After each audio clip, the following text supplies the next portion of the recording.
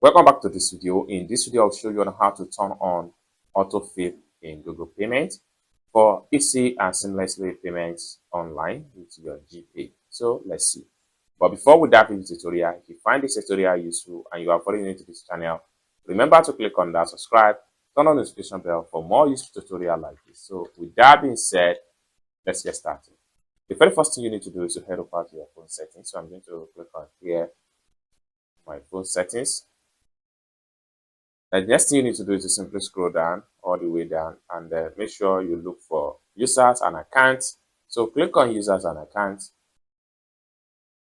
It's going to take you right here. And the next thing you need to do is to click on Google Autofill Content. Click on the setting icon and it's going to take you right here. And the next thing you need to do is to simply turn on this particular button right here.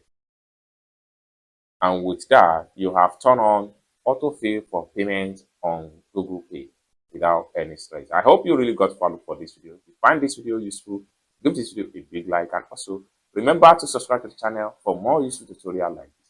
Thank you so much for watching, and I hope to see you in my next video. Bye for now.